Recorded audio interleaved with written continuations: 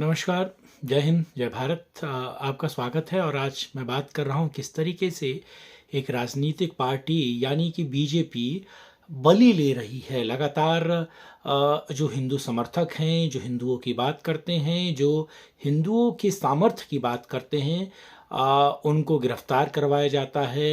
एक तरीके से आप देखिए नुपुर शर्मा का क्या हाल हुआ और उसके बाद आप देखिए किस तरीके से नवीन जिंदल का हाल हुआ। और अगर आप उसके बाद देखें तो एक और वाकया, एक और महिला, एक और देश की बेटी, हिंदू बेटी जो देश में हिंदुओं को जगाने का काम कर रही थी, हिंदुओं के लिए बेहतर भविष्य की बात कर रही थी और उसने कुछ खास नहीं कहा।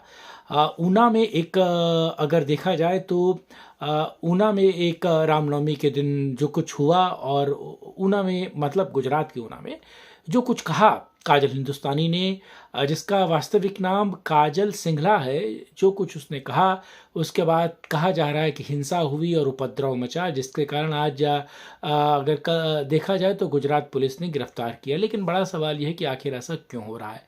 पूरी रिपोर्ट, पूरी बातचीत और एक गंभीर सवाल आप लोगों के सामने छोड़े जा रहा हूँ, जिस पर आप मनन कीजिएगा, चिंतन।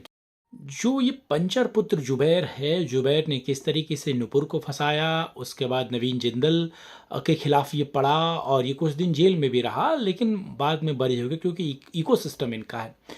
जुबैर अब एक तरीके से देखा जाए तो काजल हिंदुस्तानी के पीछे पड़ा और अंतर्राष्ट्रीय साजिश रसी जो एक तरीके से नुपुर के खिलाफ बनाई गई थी, रची गई थी, नवीन जिंदल के खिलाफ बनी और अब जो काजल हिंदुस्तानी है उसके खिलाफ बनी। अब काजल हिंदुस्तानी पे जरा बात करें।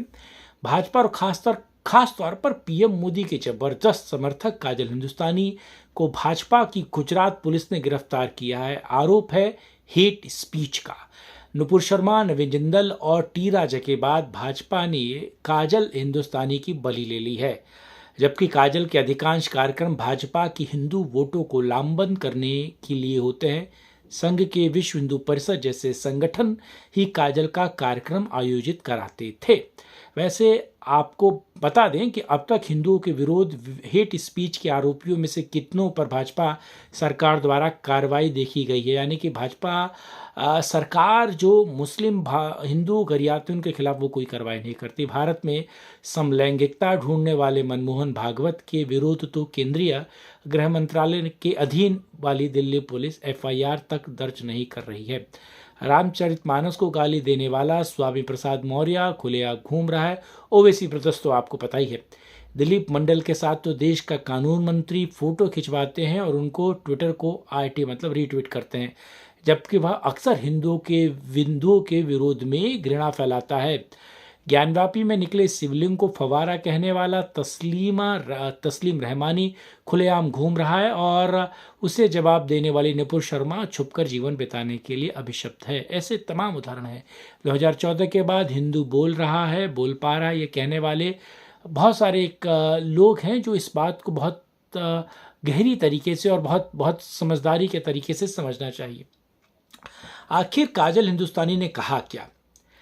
आईपीसी भारत का संविधान आर्टिकल 96 आपको आत्मरक्षा का एक तरीके से प्रावधान देता है, ठीक है। और आईपीसी 106 भी आपको कहती है कि अगर आपको कोई मारने आता है तो आप उसका मर्डर कर सकते हैं खुद की जान बचाने के लिए। तो जो संविधान हमें ये पावर देता है, जो आईपीसी हमें ये पावर देती है, अगर काजल हिंदुस्तानी ये कहती है कि हिंदुओं एकजुट हो जाओ, बाहर आओ, अपनी लड़ाई लड़ो और अगर आप पर हिंसा होती है तो उसका जवाब दो। वो हिंसा की बात नहीं कर रही, वो कह रही उसका जवाब दो। उस एवज में उसके खिलाफ इंटरनेशनल साजिश होती है और ये जो है जुबैर प्रेशर बनाने की प्रेशर टेक्निक जो उसने नुपुर पे इस्तेमाल की थी सरकार को झुकाने के लिए, नवीन जिंदल पे इस्तेमाल की थी, वही ये काजल हिंदुस्तानी के लिए करता है और काजल हिंदुस्तानी को गिरफ्तार कर लिया जाता है।